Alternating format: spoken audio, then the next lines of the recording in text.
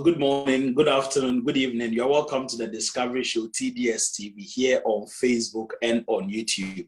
My name is Precious Adadidiodu, your regular host, ably supported by Mr. James Kobana-Opon, who is a executive producer. So the Discovery Show is a show that seeks to interview professionals in the diaspora and beyond who are making significant impact in the area of healthcare, politics, religion, academia, and the likes. And over the past weeks, I've interviewed quite a lot of people. Today is another edition, and we are here to interview another person who is making significant impact in her own area. And I'm happy to remind you that this program is ably sponsored by Henbeck 60 Hub. Henbeck 60 Hub. Henbeck is spelled Henbeck 60 Hub. I'll come back later to tell you a lot more about Henbeck 60 Hub.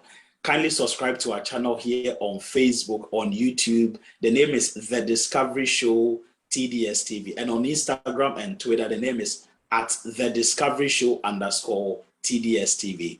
Thank you very much, viewers, for joining us again. And this evening, I'm privileged to be interviewing one lady I've known for the past 8 years. Her name is Danielle Griselda Inti. She will smile beautifully at you if you address her as Mrs. Pepper. You're welcome, Danielle. Thank you so much. Thank you so much for inviting me. We're happy to have you, Danielle. I mean, you are all over the airwaves. You are I'm very happy to be here. now, so. Really, I'm happy to be here. Fantastic, fantastic. I mean, I'm sure some people may have known you for some years. Others have known you just over the internet, specifically YouTube and all that. But whichever way it may be, we would still like to know more about you. Who is Danielle? Okay. I was telling my husband yesterday that I think I'm the least educated person to be on your channel, on this television or on your. Oh, really? Yeah. PhD, masters, all those people. So I am so privileged to be here, to be fine worth interviewing, to be on your channel. What a blessing. We're happy to have you. So my name is Danielle Bizzody, as you rightly said. I'm originally from Ghana. I'm a Ghanaian trained nurse who is currently working and living in the UK. I'm also a wife and I'm a mother, and I'm living in the UK currently with my family. Yeah, so basically that's Danielle. Yeah. Amazing, amazing. A mother as well and a nurse. I mean, tell us. That's amazing. It's good that, I mean, people get to know before I start getting applications after the interview. It's very, very important. I mean, just tell us a bit about your beginnings. Where do you hail from, if you don't mind? Which schools did you attend? I mean, so that at least we get to know a bit more about you. Okay, so both parents are Ghanaians. My mom is from Axim and my dad is from Manson. Axim is in the Western region. And then my dad is from Manson, the Ashanti region. So, but I was born in Accra, but then I was raised in Kumasi in Ghana. So I started school, I think, from Football Educational Complex, which is in Patase in Kumasi. Then I went to KNUST Primary and JHS. And then from KNUST, I went to St. Rose's Senior High School, where I studied science.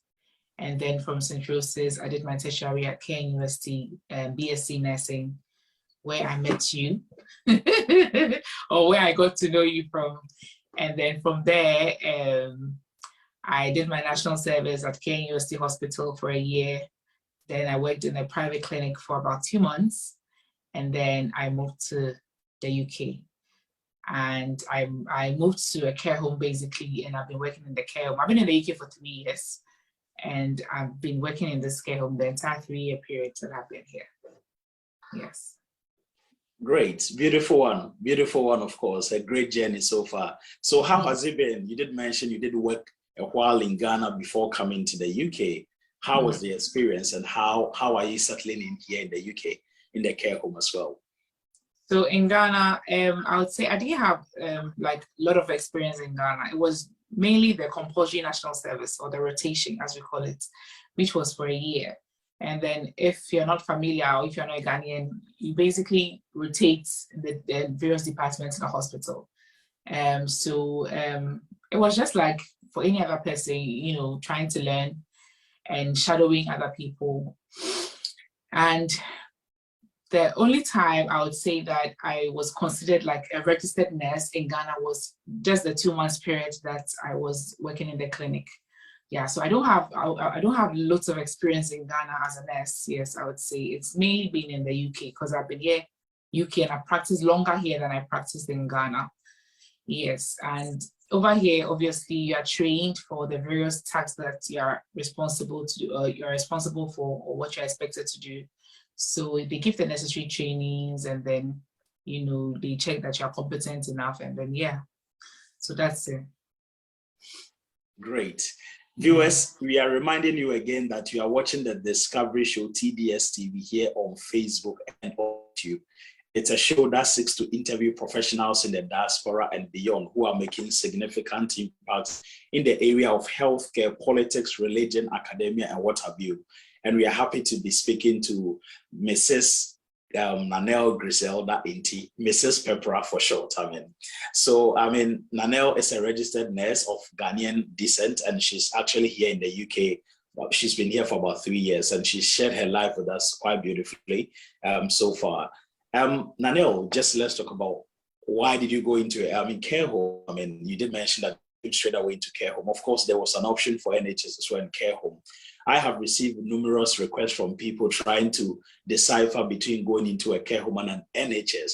What were your reasons for going into a care home? And what will you share with other people who are considering moving to the UK? You want the truth? Please do. Okay. So it was, first of all, I'll say the main reason was desperation. You know, after my national service, I wasn't posted like what we're all expecting for like a permanent job by the government. So I was unemployed for a while. So after my national service, I was unemployed for a while because we're not getting any jobs, and then no job placements by the government. So when I started this journey to migrate to the UK to work, I obviously applied to the NHS and then to care home as well. And I was just looking at which one was going to be fast because I was tired of being unemployed in Ghana. So I just went with the one that was fast with processing my documents, as in getting me the certificate of sponsorship. So the care home was quite faster. So that was the main reason. And I just wanted to leave. So that was the main reason why I decided to choose a care home. And also because I learned that the per hour rates for care homes were much, much higher than the NHS. That was also a determining factor. And maybe out of curiosity as well, because there's nothing like care homes in Ghana, or maybe at the time that I was there, I didn't know of any. So I also wanted to experience like what this is about, you know, and like a whole different thing altogether. So those were the main factors that made me move or decide to choose a care home prior to my coming. And yeah, I haven't regretted it. Yeah, it's been an awesome experience. Amazing. Thanks. You are very frank, and that is great. For viewers, those who don't know Nanelle, Nanelle is a YouTuber as well. She has done quite a lot of videos explaining a whole lot of things, including the nursing process, salaries, issues of how her daily routines are for, someone who works in a care home and all that. So I will recommend her channel for you. Her channel is Nanelle Griselda on YouTube. So please visit her channel as well if you need other information beyond what we discuss here. You're welcome, Nanelle.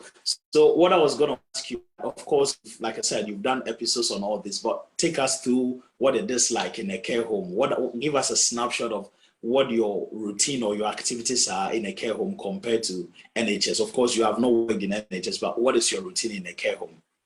So let's say for a day shift, a typical day shift, it's a 12-hour period, 12-hour shift. So let's say it's a day shift. It starts at 8 and then you end at 8.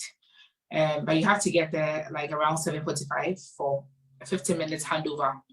So you get there, you have a 15-minute handover, and then with a care home, it's just like a home, honestly. And then we mainly provide care for elderly, frail, or people with various types of mental health issues, and or maybe learning disabilities and the likes, dementia, etc.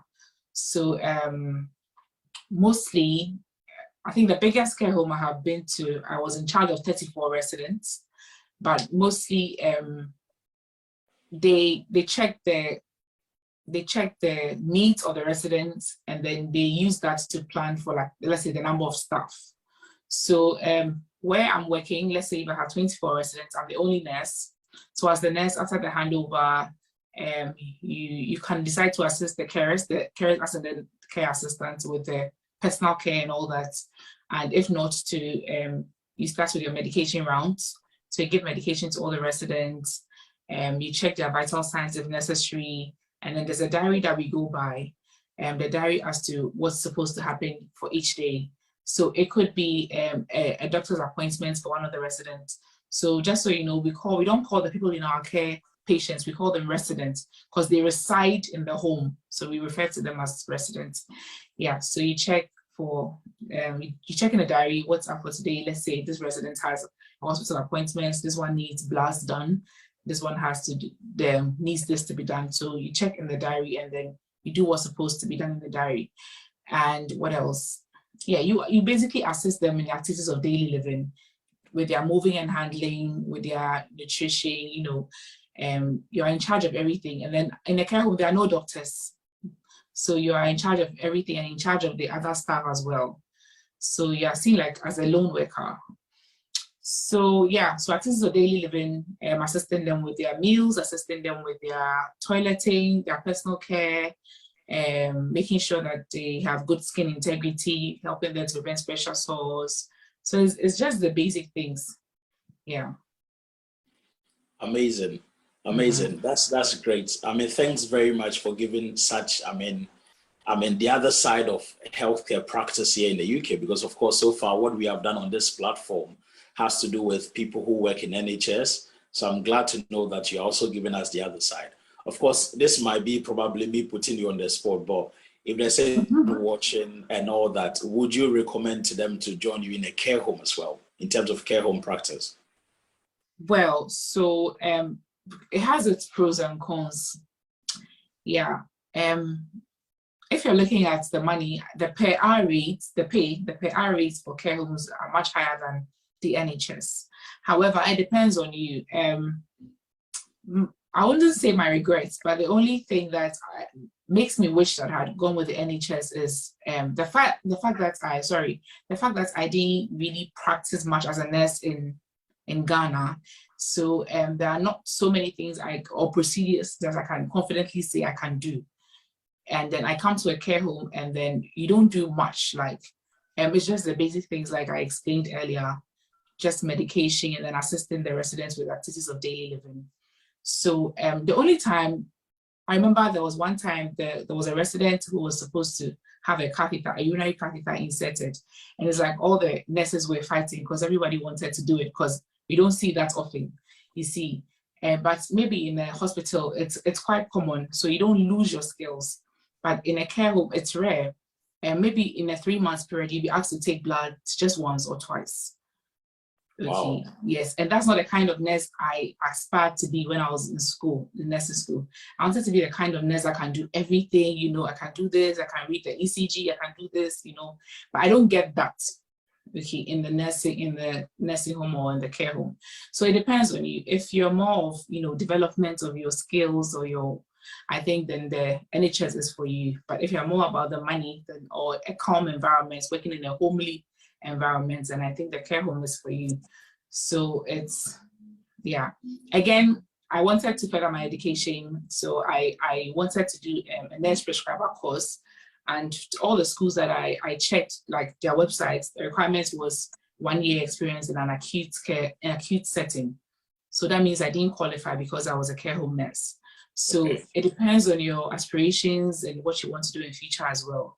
Because most of the courses that I am interested in, the requirements was a year experience at least in a hospital setting. Okay. Yeah. So yeah, you just have to weigh and then, yeah. But if you're looking for somewhere very calm, you know, a slow-paced environment, a relaxed environment, because most of the people we take care of, they are not like acutely ill. They are just living there, just assisting them. They're just there because they are frail, or maybe they don't have the mental capacity to take care of themselves.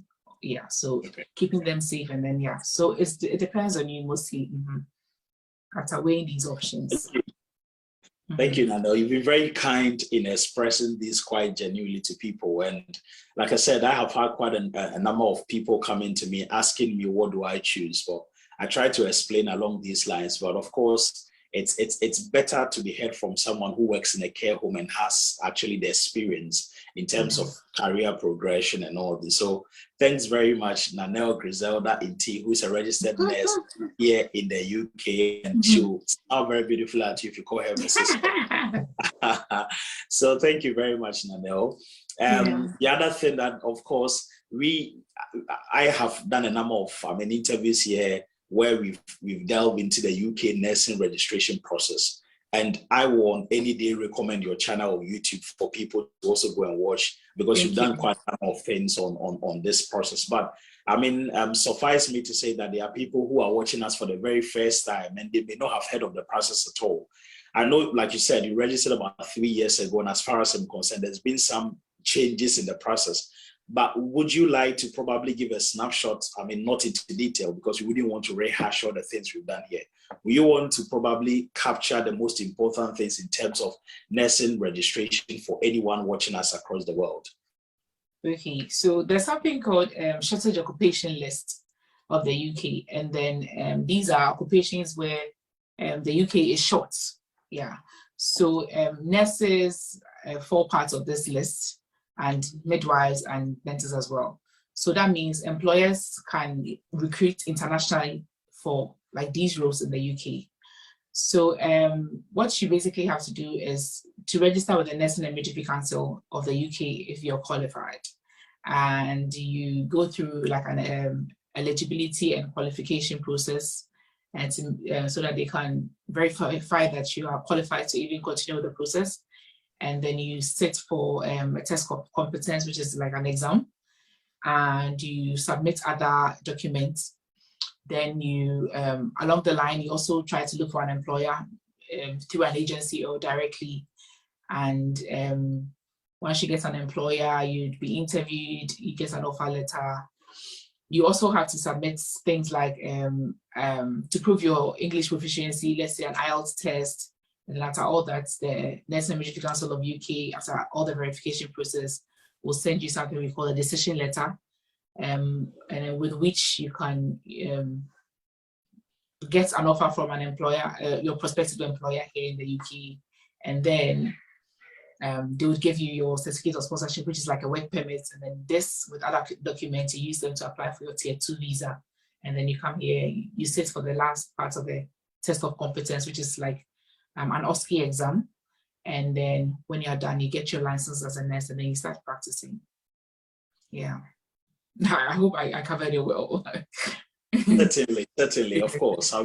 You have covered it quite beautifully in a very short period. And like I said, we have done quite a number of these processes here through an interview, and you have a lot of these things on your channel. So I will encourage anyone to visit any of these for a snapshot or what the details are. So thank you very much, Nanelle Griselda Inti, who is a registered nurse here in the UK, originally from Ghana. Thank you very much, Mrs. Pepra. So viewers, thank you very much for watching. I can see quite a number of people watching here. But before that, can I just speak to you about Henbeck 60 Hub? Henbeck 60 Hub. Henbeck is spelled Henbeck, 60 Hub. And Henbeck 60 Hub basically is involved in the purchase, shipping, and the sale of footwear, clothes, watches, bags, and books. So wherever you are across the world, if you want to buy any items, all these stocks that I've mentioned, and ship them all over to another part of the world, they are happy to do that for you at an affordable price. So they can buy all these items for you and ship them for you, or you buy and then you arrange with them, and then they can get them and ship them to wherever you want them to be shipped. So please look out for Henbeck 60 Hub, and they have a Christmas sale out there, which is very beautiful. So they have very reduced prices for you, very cheap one, of course, but of course very quality services. So contact Henbeck 60 Hub on +233 546 022 952. I take that again, +233 546 022 952, or send them an email at henbecktravels@gmail.com. henbecktravels@gmail.com, or just on Facebook. The name is Henbeck Travel Agency. They are the proud sponsors of the Discovery Show TDS TV's interview. And this show is ably produced by Mr. James Kwabena Opon, and I am your host, Precious Adade Diodu. So now let's digress a bit from the process and all that. You have been here for 3 years and you have done quite a number of videos and all that. What tips will you give to nurses or any other worker or even student who have moved to the UK? What tips will you give to them to integrate well into the British community or society? Well, I think before you come, you just have to do your research. You can find lots of information on the internet, or you can watch interviews like these. Yes, and just do your research about the place you are going to, how life is there, cost of living, all these things, find out these things. And then once you come as well, you try to find a support group. It can be a church, it can be like a WhatsApp group with people with similar situations like yourself. And then, just help each other. Yeah, I think that's the main thing. And then just taking each day as it comes, and then learning from the mistakes of others, and then, learning from yours as well. So I think that's just basically it. Yeah, doing your research and then having a support group around you. Could be a WhatsApp group, could be a church, could be a Telegram group, could be anything. And then learning from the mistakes of others, not being shy to ask for help, and then, asking others who have been in your situation. Yeah, and then learning as it goes. Mm-hmm. Okay, great. I perceive these are the methods or the process to follow to ensure you get the best. But specifically, what are some of the things you have learned as Nanelle for you to really adapt very well here in the UK? Because of course, culture is different. People come here and they go through a lot of challenges in stabilizing. What are the things you learned? I mean, after going through this methodology, joining Telegram, WhatsApp and all that, watching YouTube videos and all that. After all that, what are the specific things you learned that helped you to stabilize all these 3 years? Okay, staying strong. And for a nurse, I would also say like joining something like RCN, which goes back to like a support group. So RCN is like a professional group that provides legal support and then immigration support for nurses and then doctors. So for people in the health field, joining a professional body like that for support when you're in need. What can I also say? Yeah, yeah. So support, and then I also say don't really focus on like racism. People have it in their mind that there's racism in the UK, so they attribute everything to racism. Just putting that out of your head and then focusing on what you are here to do, and then just studying, learning from your daily mistakes. That's one thing I do, and also trying to that's what I'll say. Mm-hmm. So is it that you just mentioned racism? Have you met that, or have you encountered anything like that before and you were able to overcome it, or you haven't encountered that at all? I've encountered, situations of discrimination, but like I said, I always try not to really focus on it. I just say that, okay, maybe it was just a bad day for the person, okay, or something. I just try not to focus on it so much until I can easily move ahead. Yes. Okay. So yeah, I've had issues with a taxi driver where I even had to report into the taxi company, and I've had issues with a landlord because he had the smell of the way my food, my Ghanaian meals smelled. Yeah. Yeah. So yeah, and I've had issues with managers because maybe I think the way they reacted to me, they wouldn't react like that to other people with different backgrounds. So yeah, but I try not to put that in my mind. I try not to focus so much on it so that I can do what I'm supposed to do. I don't want to be bitter and I don't want to be hurt inside. So I don't focus on that too much. I just try to move ahead. Yeah. Because it's there. It happens. Yeah. It happens. Great. Yeah. You can't do much about it, but just focus, isn't it? Just focus. Yeah. Great. I mean, you were a star. When I posted your flyer, I received a lot of, text messages on WhatsApp and all that. Everybody said, "Wow, you are interviewing," and I was like, "Wow!" And that is a star already. I mean, viewers, if it's your first time seeing this beautiful lady we are interviewing, she is Mrs. Danielle Griselda Inti. If you call her Mrs. Pepper, she'll be so grateful to you. So that is Danielle. I've known Danielle for about 8 years now, and she's a registered nurse here in the UK, doing amazingly well. And she has a very wonderful YouTube channel, and she's really, really doing very well. So if you need anything nursing related, lifestyle, fashion, and what again, Danielle? Beauty, nursing. Just visit her on Danielle Griselda. On YouTube, and you'll get a lot. So thank you very much, Danielle. I am very much aware that you were able to help relocate your spouse to the UK. There are a lot of people who are here watching us who may want to bring their spouses with them to the UK, either a wife or husband and all that. What is the process? I mean, it's the first time I'm asking anyone on this channel. So if you can a bit elaborate, as generous as you'll be, I'm sure it will help a lot of people. Okay, so if you are a tier 2 visa holder, you qualify to bring your dependents with you. And your dependents could be your married or unmarried partner, whether same sex or whatever, and then your children under the age of 18 years. So you have to prove, obviously, your relationship with your dependents to make them eligible, for the visa. So if you are bringing your partner, that's your husband or your wife, you have to provide the marriage certificate, a valid marriage certificate, to show that is to prove your relationship with this person. And you also have to provide your certificate of sponsorship, which you got from your employer, to show that you have like the legal rights to be in the UK. If you already have your BRP, that's your biometric residence permit, you can add that as well, and a copy of your passport as the main applicant, or like the tier 2 visa holder. Yes. So, and then anybody coming to the UK to stay for more than 6 months is supposed to have like a TB certificate from the approved test center. So a tuberculosis certificate as well, and then the police clearance. So these are just the basic things. So the passport of the applicant, the dependent, and then your COS, or your certificate of sponsorship, and then a tuberculosis test certificate, a police clearance, and then your COS. And then the COS should, your employer should have take the maintenance section.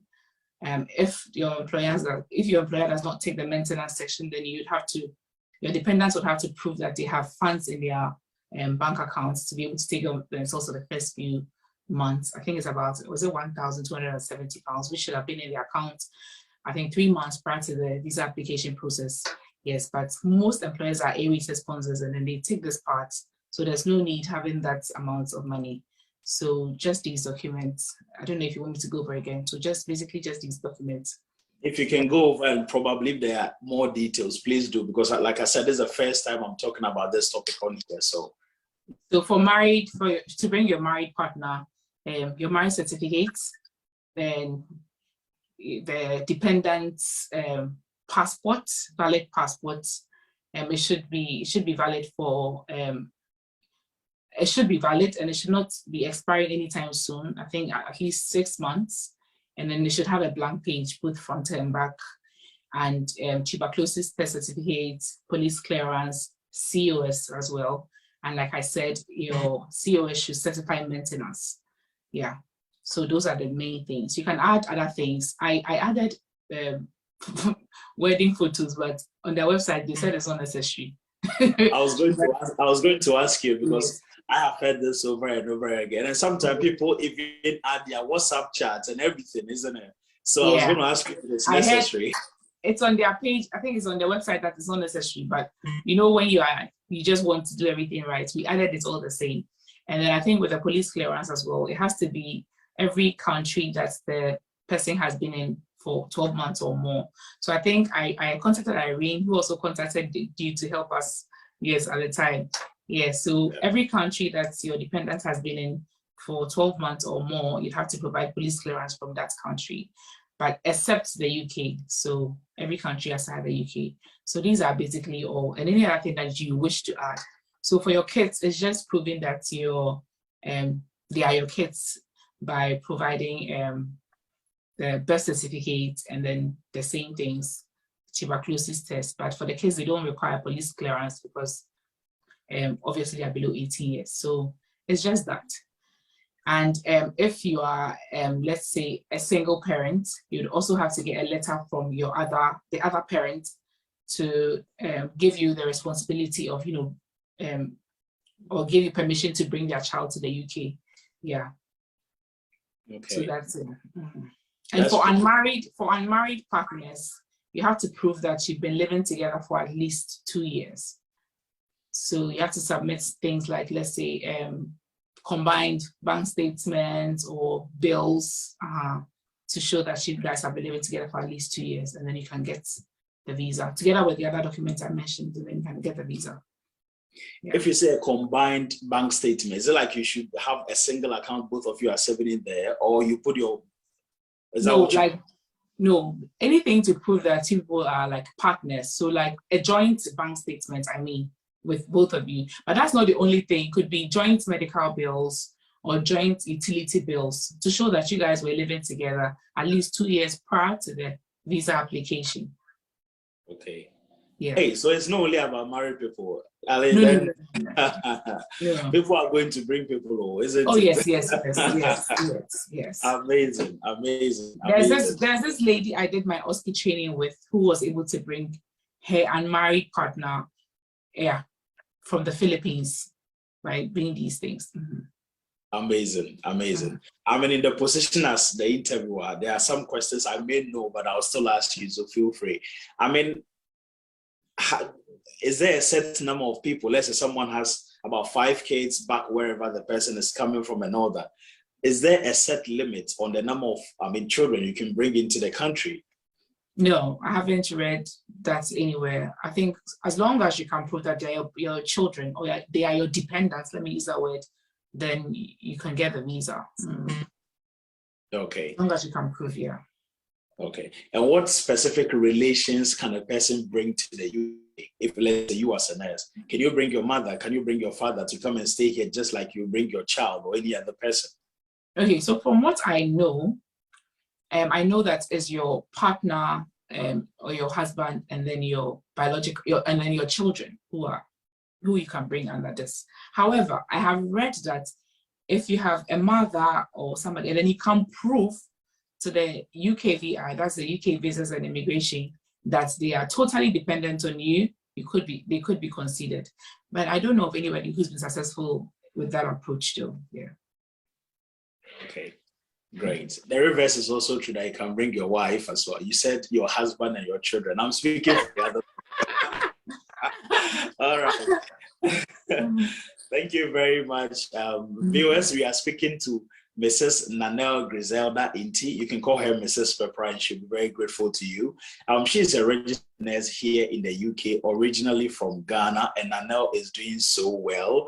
Today, someone sent me a message, said, I was very surprised. I just went to Facebook after church, and a person has sent a message that, what qualifications do you look out for before inviting people to your platform? And I'll say, wow. The qualification is that you should be making a significant impact. I'm happy to hear that. And Nanelle is making impact, isn't it, in her own area. So we're happy to be with you, Nanelle. It's such a privilege. One of my role models in the nursing field is Irene Bossman, Great. And then she's been on this platform. So for me to also be here is a big deal. It's a big deal. Yeah. Thank you. Mm-hmm. Irene has actually sent me a message before, you said this. So she's actually watching. She sent some message on this platform as well. So, for some, there you go. Thank you very much for speaking with us. I will just read some few comments that have come through so far. So I can see from here, Stephanie says, I see.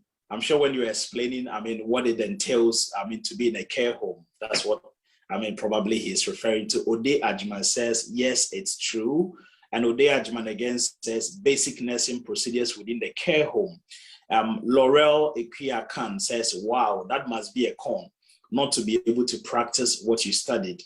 Evans Jodu, my brother, says, keep the good work, Mr. Daddy Jodu, you are blessed. Thank you, senior bro. Falila to Fuseni says, hi. Nanama Owusu Fosia says, Griselda, I've been watching your YouTube videos. I heard OET computer is available in Ghana now. Can you confirm that? Well, I don't have the facts. I can't confirm that, unfortunately. Yeah. Oh, I know this can be a content for you, so please look out for that. And I told you people have been watching your videos, so this is a confirmation, isn't it? So thank you very much, Nanelle. And then your role model, Irene Fosuhima Bossman says, Nanelle, Mrs. Pepra, you are a very passionate and hardworking nurse who tries to support nurses to gain other opportunities and settle in the UK. Watch her YouTube videos and you'll be go higher. So that is your mentor. Thank you, Bossman. So viewers, please do well to drop your comments and we will definitely read that to you. I can see Abu Shwazi watching as well. Alua Roxon also watching. Linda Sapon watching as well. Pfizer to Abu Bakari also watching. Yeah, those are the new people I can see. I'll do well to acknowledge you appropriately. Emmanuel Amankwa watching. And I think those are the people I can see.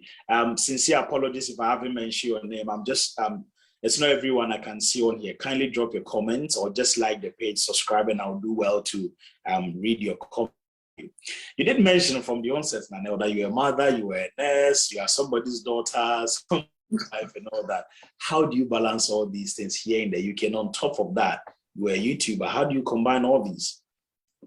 So, I became a mother just a couple of weeks ago, so I'm still learning. Yeah, I'm still learning. Appropriately, then I will say congratulations, Nanelle. Thank you, thank you. So I think it's all about having a supportive partner and somebody who understands. My husband knows I'm passionate about YouTube. So as much as possible, if he can decide to take care of the baby for me to plan my videos and then film or shoot them. And at the moment, I'm still on maternity leave. So yeah, so that gives me like time to do these things. And if I should resume work, another positive thing about the care home is that they are very, very considerate about your life as a nurse, and you have a say as to which days you can work.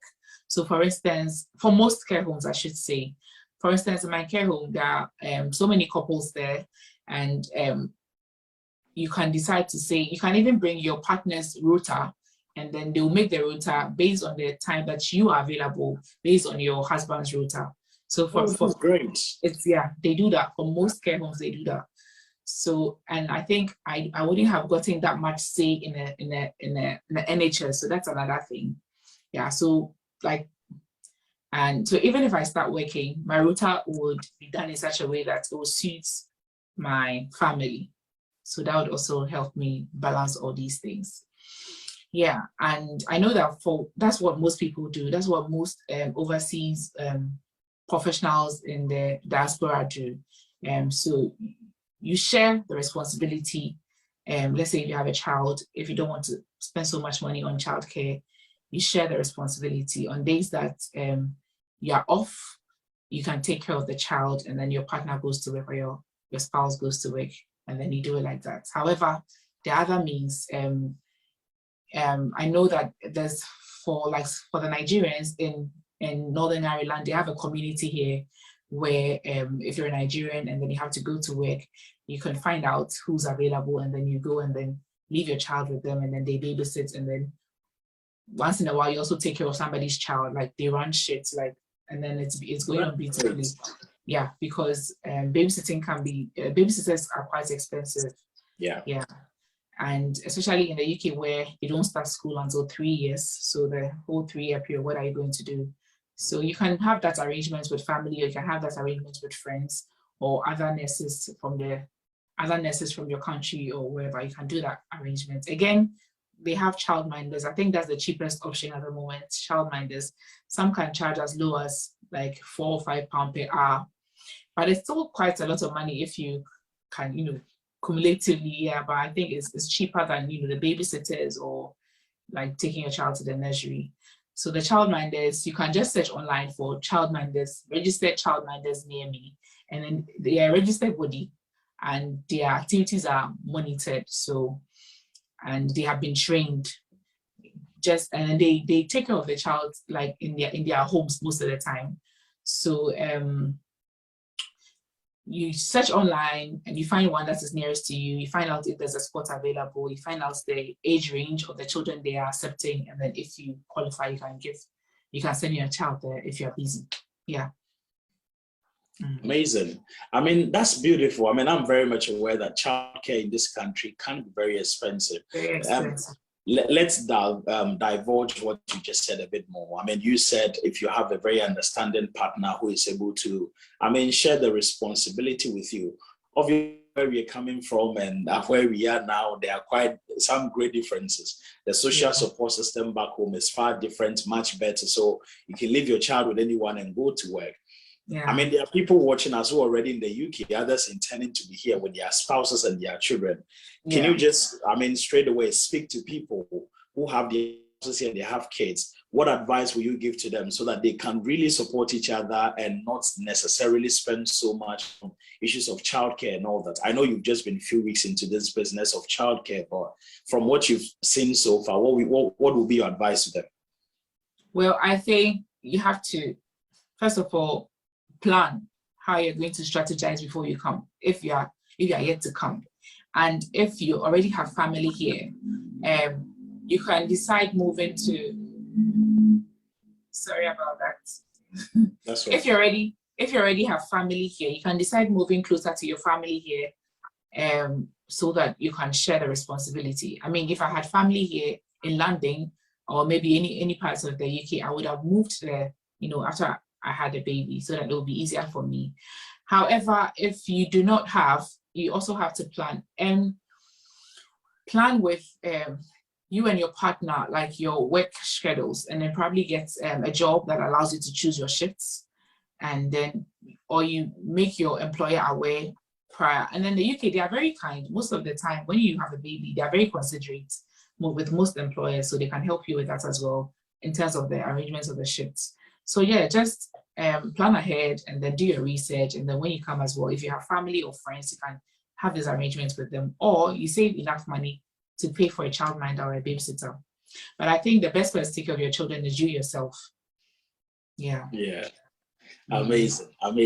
I mean, I'm not sure if you have, gone through this option, but I'm very much aware that some people sometimes bring, let's say, their parents to come here for a few months to take care of the child and all that. Yes, Are you aware of that? Will you want to explain that here? Yes, so you can invite your family, you can invite family and friends to the UK if you're on a Tier 2 visa. You can invite them under the visitor visa, which is usually 6 months, although there are options for, renewal. Yeah, so 6 months period, and then they can come over to take care of most people. There's this Nigerian lady I know, she does that, and getting to the end of the 6 months, she'll apply again for that. Unfortunately for me, my mom is not in a position to come at the moment. Like nobody was. So I was alone by myself. In Ghana, if you give birth as a fresh or a new mom, your mom is supposed to help you take care of the baby, bath the baby. But I had to do all these things by myself. And wow. Yes, there was nobody in the initial stages. It was just my husband and I, two naive parents. Two naive parents making the mistakes and then learning as we go on. Yeah. But it's been quite an awesome experience. And then later on, my husband's auntie came from London to visit us for a couple of days. Yeah, but if you can invite your mother or anybody in your family to assist you I think you should. It will save you a lot of money. Yeah, I think you should. People have done it. Wow. God bless you for your efforts and your great sacrifice for this little one. And we pray that God will guide you and order your steps accordingly. Thank you very much, Danielle. Why did you choose Northern Ireland compared to Scotland, England, and all that? Of course, your own mentor, as you speak, Karen Bosman, initially wanted to also come to Northern Ireland. Oh, I didn't know that. Were you trying to follow her footsteps? Or I didn't know that. I didn't know that. So, like I said, I had two prospective employers back in Ghana, the NHS, I think it was Basildon, and the care home. But then the care home, the agency that was assisting me with the care home, they were quite, they were pushing me, calling me every time, trying to help me. So they gave me the number of a lady who is a nurse, an overseas nurse from Zimbabwe, who was previously living in England, but moved to Northern Ireland due to the cost of living. So I spoke to this lady, and then she told me that it's, she regrets going to England because she was a single mother, she had a child, and then, a whole lot of things. And she made me know from even before that, when I get to Northern Ireland, I won't be paying council tax, I won't be paying for water, and life is, cost of living is relatively very, very low here. So if I want to save a lot of money, I should come. So she convinced me. Okay. And so she convinced me. They made me know beforehand that the cost of living here was quite low. And also from the very beginning, I wanted to be able to save a lot of money when I come. So that was what made me choose Northern Ireland, the cost of living and the fact that it's really safe compared to other parts of the UK. It's quite peaceful and safe relatively. So yeah, the peaceful nature and then the cost of living were the main reasons that made me choose here. So would you say that all that you were told before you came here are actually true and you've experienced them? Is that right? Yes, they are true. It's, when I compare how much I spend here to what my friends in England are spending, I feel really, really blessed. Yes. Wow. And the houses are quite affordable, and then you don't pay water bill and you don't pay council tax. So it's just your rent. And I live in a 2-bedroom apartment. I'm currently paying £525 a month. Wow. And that's all I pay for years, 525. And even before last year, I was paying 495. So that was less than £500 for a 2-bedroom apartment. And this is in the center of the city. It's a walking distance to the city center. So that means it's like a nice spot. And then I'm paying this amount of money. People are in a 3-bedroom apartments in Northern Ireland, and they are paying just, let's say, £530 or even, so it's the cost of, so you can really save a lot of money. So I always say, when I first came, imagine I was sharing this place. That means I would have been paying, let's say, $300 a month, and I could have saved a whole lot. So the cost of living, it's really true. That's it. I'm sure people watching us may take a cue or that from what you've said, and probably for those who want to save more money as well, like Nanelle, they might want to head to Ireland. But the negative part is that over here you don't see lots of Blacks or you don't see lots of Africans. Whenever I go to London, I can say I'm so happy because even on the train, you hear somebody speaking your local language, you hear somebody speaking Chi, and it brings me so much joy in my heart. Over here, you hardly hear that. You don't see lots of people or lots of Blacks or Ghanaians or maybe Africans. So you can feel isolated a bit, and even when you go to the African market, they don't have lots of things because they're not used to lots of people here. So that's the negative part. We are grateful to God that at least now you are joined by your husband. So you are not. Thank you very much, Nanelle. You can call her Mrs. Pepra. She's a registered nurse here in the UK, originally from Ghana. And Nanelle has been very generous with a lot of information. So thank you very much, Nanelle. Some few messages. Abu Shwazi says, good work, my big man. It's been a long, yes, very, very true. Stephanie Aqua says, wow, that's great. And Stephanie Aqua again says, then they are really full. Yes, from Danielle is saying, they are very thoughtful to have your husband's router and compare that to the wife and all that. Yeah, they do that. Mm-hmm. Yeah, and Jemima Edu, my own mate, says, hey, I nearly missed it. Of course, you nearly missed it. And then Irene Bossman says, wow, that's amazing, referring to how much you're paying and all that. So thank you very much. I can also see Adaku Miriam Chuku watching as well, and quite a number of other people that I cannot see. So Danielle, tell us, I mean, you've been very generous telling us about how much you are even paying and all that. I have seen a YouTube video from you, I mean, taking people through how much you spend on groceries and other things.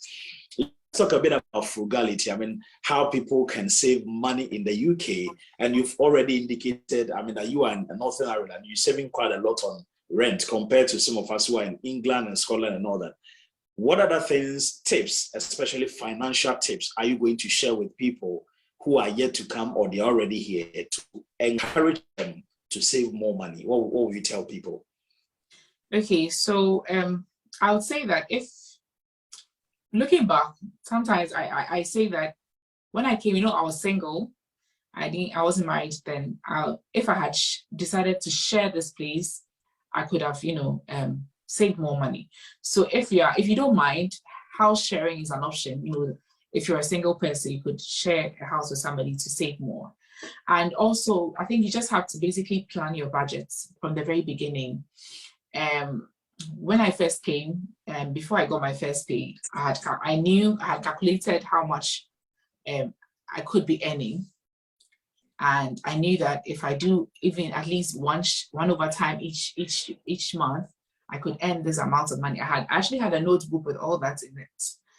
Okay. When it comes to my money, precious, I don't joke. Yeah, so, I don't joke. So I had actually planned, and I knew that by the end of the year, I'll be getting this amount or close to this amount, and I knew that I would only spend this on that, and I planned to detail.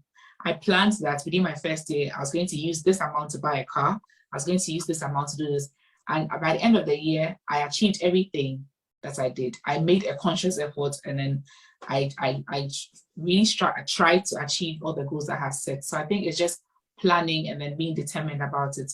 In the UK, you see, the way the system is, it's very easy to not save anything because you have the network provider calling you that there's the new iPhone is ready.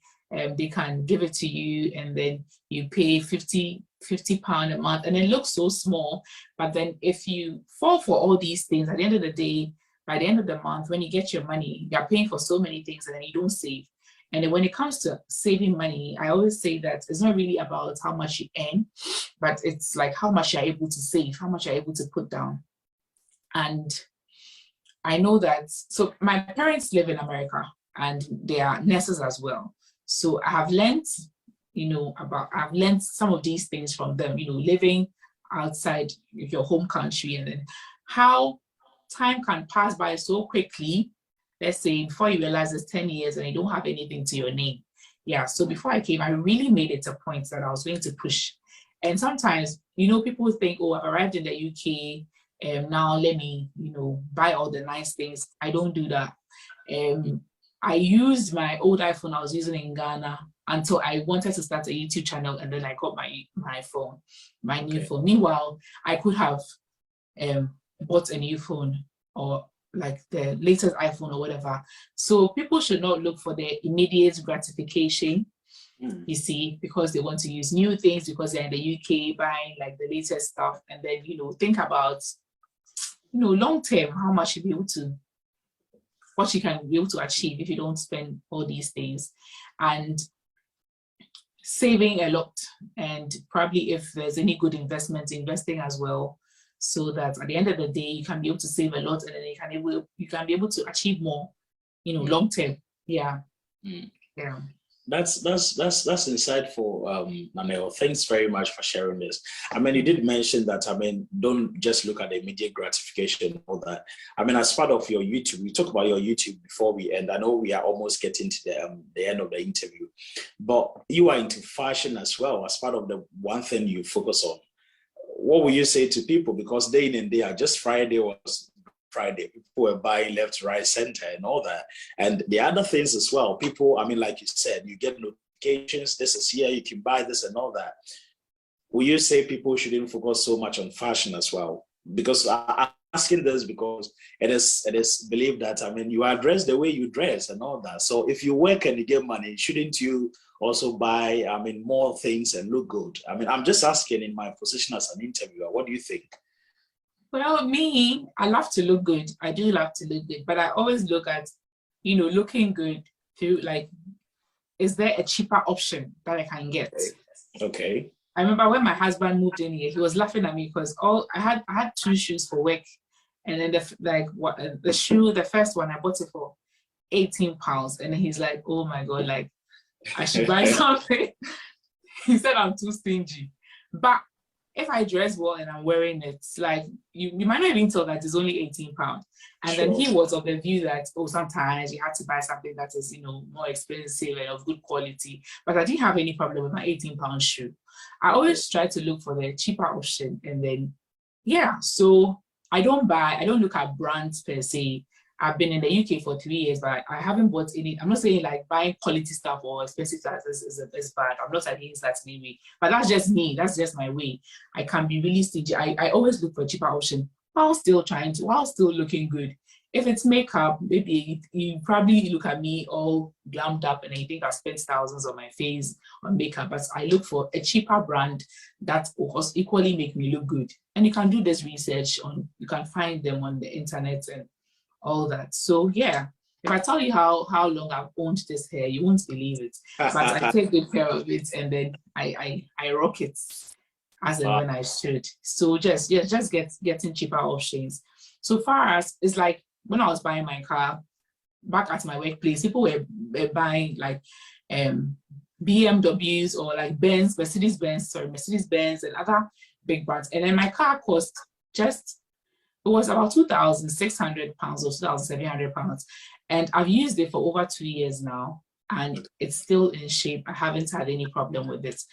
There are people who went for like more expensive cars, 20,000, and as of now, they're still paying for it.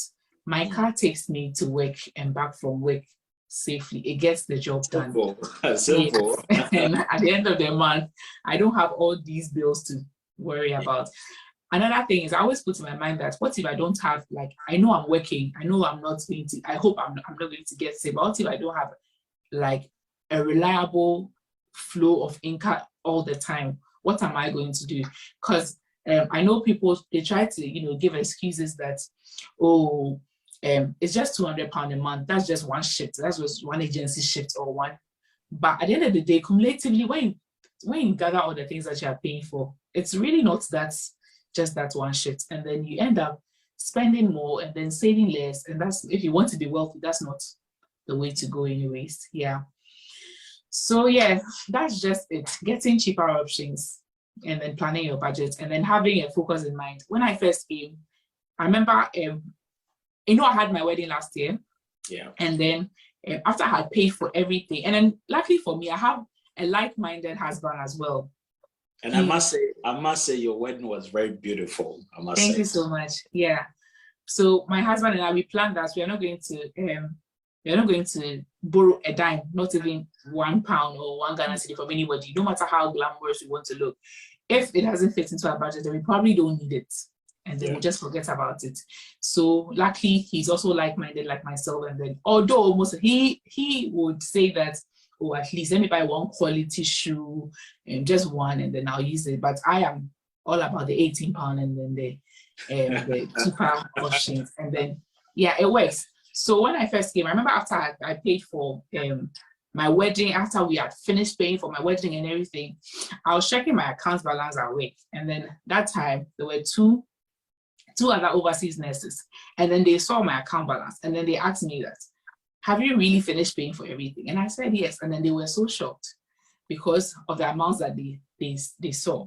And this is something I even before the wedding I had planned to detail that I'm not going to spend this amount. I'm going to make sure that I have this amount left afterwards.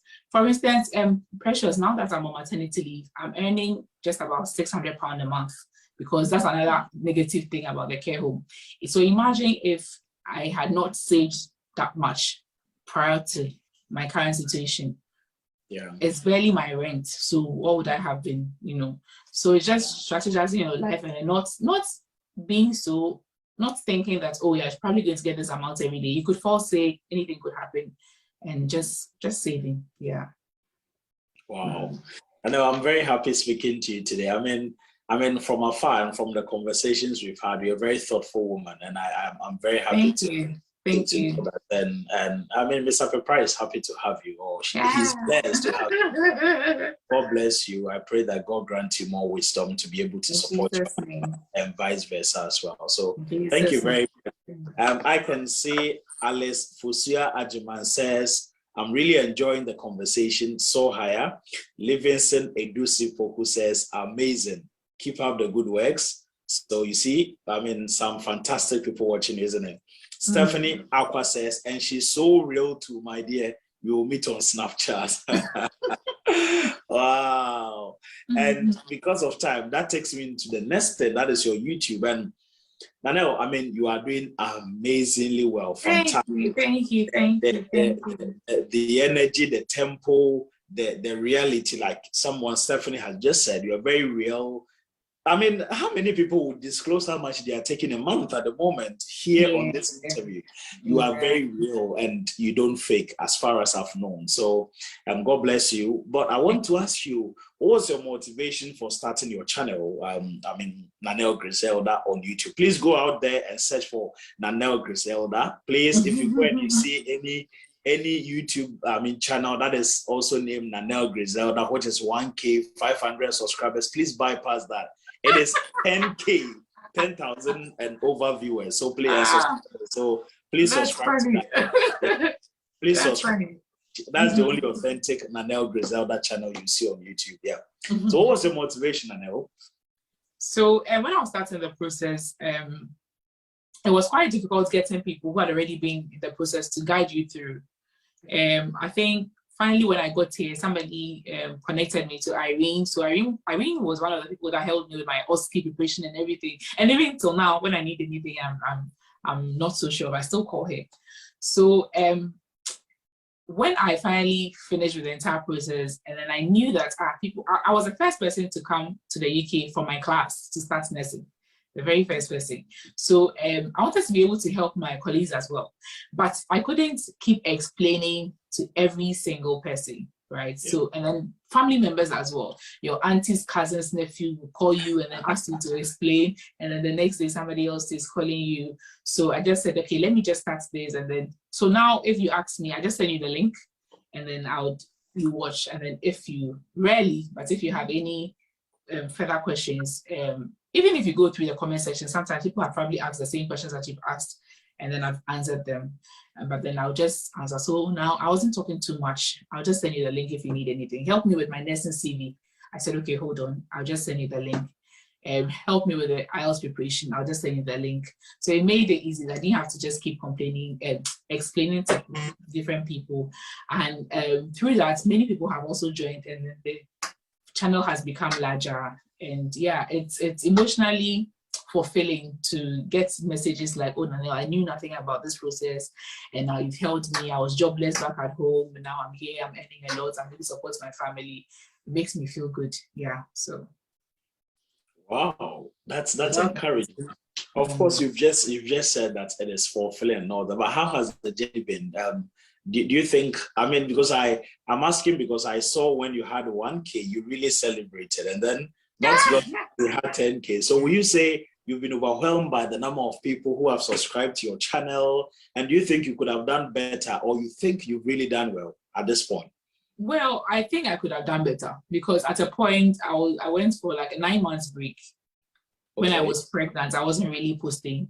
And to see that I have only about, I think, 33 views, and then that has earned me 10,000 subscribers. Is a big deal, because from what I realized, people have to post maybe twice as much as that to be able to get that same number of subscribers, or even 3 times as much. So yes. I think that I've been lucky, or I've been blessed in this area. However, I think I could have done better, because what people say is that now you have to, like, to succeed on YouTube, you have to post at least once a week. So looking, seeing that I didn't really follow all that, and I've still been able to reach, yeah. So I'm just thinking that's okay. Maybe if I had consistently posted for like, posted every week, maybe I could have like a larger audience. However, I'm content with where I am now, and now it's also becoming sort of like a business, because now I'm earning from my YouTube AdSense, and I have other companies contacting me for collaborations. I try not to make it so much about sponsorship, so I only accepted my first sponsorship deal just this month. Wow. Yeah, but I had yeah, thank you very much. Yeah. So the video I posted this week was sponsored by a money transfer app called TransferGo. Yes. Okay. And meanwhile, they contacted me about 3 or 4 months ago, but I didn't want it to just be like, yeah, all about the money. Maybe now that I have a larger audience, I can get something from it. Yeah. That's amazing. So proud of you, Danielle. So proud of you. Happy to know that. And obviously, I was going into that. I mean, I have seen quite a number of people also trying to follow suit, almost everybody is trying to do something about nursing, because nursing has a larger audience. It does. What advice will you give to them? Obviously, I know you are not a selfish person. You like to share. Here, what has worked for you? What will you tell people who might want to follow suit? Okay. So I think already I had about, before I started YouTube, I think already I had about 7,000 followers on Instagram, or maybe 6,000 before I started. So my very first video, when I posted, I shared the link there. So obviously people were curious about what's this girl doing anyway. So they went to watch, so that helped. And so to me, I think one is sharing your content on other platforms, and then having friends and family that also post on their platforms as well. My sisters are not nurses, but they are always sharing on their WhatsApp group pages for me. So I think it's just sharing. And when you look at my YouTube analytics, people that mostly watch from Facebook and WhatsApp. Okay. Through links on Facebook and not necessarily YouTube. So I think it's all about the sharing. And I also joined several groups on Facebook about nurses, and I posted there. Some of these groups have 50,000 followers or 50,000 members, and I just posted there. So even if 0.5% of the 55,000 decide to watch, that's not bad. That's not a bad number. So I think it's just sharing, and then being original, being authentic. Like he said, I try to say it as it is. I don't try to make it. Yeah, so I think people also fall in love with that. And then maybe the thumbnails are also a bit catchy. Okay. Yes. Amazing. Danielle Griselda Inti, Mrs. Pepra for short. Thank you so much. A few more comments and then we wrap up our interview. So Nanama Owusu Fosia says, hey, Mr. Precious, you got all her YouTube videos in one interview. Well done, Danielle. Enjoy this interview. And Ari Bosman says, you have made it easy for all of us. We just copy and send to others for more. It's as simple as that. So thank you very much, Danielle Griselda Inti, Mrs. Pepra, for sitting with us. And I'm very grateful. What is the way forward for your YouTube channel? What do you see yourself doing with this? Of course, like you said, you've had collaborations coming in. We are praying and hoping you take it to a much bigger platform. But if it is something you wouldn't like to share, that's okay. But what are you looking forward to in the next 1 year, in the next 2 years? Where do you want to take it to? Yeah, so I'm looking at inspiring more people. There are people who are not even nurses, but just by watching the videos, they are tempted to start nursing program or something like that. So inspiring more people, getting a larger audience, obviously getting more sponsorship deals. Yeah. So yeah, now I want to, you see, I was asking that you help me do this thing that you're doing, because I want to interview more people, to inspire so many other people, nurses who are doing so well. And yeah, overseas nurses in the diaspora specifically, who are doing so well. So that's it. That's the main thing I want to do. More of them to inspire people. Yeah. Great. Thank you very much. And talking about sponsorship, This particular interview is sponsored by Henbeck 60 Hub. Henbeck 60 Hub. Henbeck is spelled HENBECK 60 Hub, HUB. Henbeck 60 Hub. So if you want to ship footwears, clothes, watches, bags, and books from any part of the world to another part of the world, just contact Henbeck 60 Hub. Either they will buy everything and then ship it to you, or you have bought them and they will just ship it to you at a very low cost. And they are having a Christmas sales as well, very, very affordable. So just contact them on +233 546 022 952. I take that again, +233 546 022 952. They've just had open a brand new base or branch in Ghana as well. So irrespective of where you are, they are an international company. They will do that beautiful job for you as well. But just contact them on henbecktravels@gmail.com. henbecktravels@gmail.com. They are the proud sponsors of this particular interview, and this program is executively produced by Mr. James Kwabena Opon, and I am your regular host, Precious Adade Diodu. Jemima Edu says would love her to have a recruitment company for nurses. That is a very beautiful, great vision, and also have a look at that, and you see, it's a blessing. What do you have to say about this?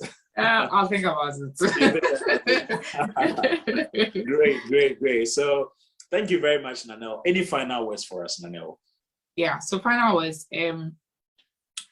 Although I don't regret starting or working in a care home, I would just advise anybody who's in a similar situation and yet to come that if you're a young person, vibrant, energetic, and then I think if it's just curiosity, just go to the NHS, work in the NHS, and if it's just curiosity, you can pick agency shifts in a care home and then just have the care home experience as well. But to develop your skills and then to gain more knowledge, as a young person, I think you should just go to the NHS, because sometimes it's quite difficult. Once you get there, sometimes it's difficult. It's not like the process is difficult, but you get so comfortable, and then moving becomes quite a difficult thing for you. So just go to the NHS, get all the skills and the knowledge you need, and then from time to time you can do agency as a care home nurse. Yeah. It's been an absolute pleasure interviewing you, Nanelle Griselda Inti, and Mrs. Pepra for short. And thank you very much. We are very much appreciative for your time. Of course, like you said, you're a mom and you have a very young child, and you've so managed to be able to sit with us tonight here on the Discovery Show TDS TV. On my own behalf and on behalf of the executive producer, Mr. James Kwabena Opon, and our viewers, we want to say a big thank you. Keep being you, keep being real, keep being very vocal, keep being very genuine, keep being very, energetic. You come with a particular energy that sets you apart from the other people. Keep doing that, keep impacting lives, keep helping people to get recruited into the system. Keep supporting people whichever way you can, and God will definitely also come through for you, whatever your heart desires. So keep being you. We are very much happy, and we thank you for sitting with us. From the comments you can see that people love you, and on this note, we want to say thank you, Nanelle, for coming, and God will bless you. Yeah. Please, who did your intro for you? You will speak backstage, Nanelle. I'll speak to you about that, and like people will say, so I'll speak to you. But this was done by one of my SS mates. So yeah, I'll speak to you about that. I'll connect you to him if you want to. Yeah. All right. Thank you very much, Nanelle. God bless you, and regards. Cheers.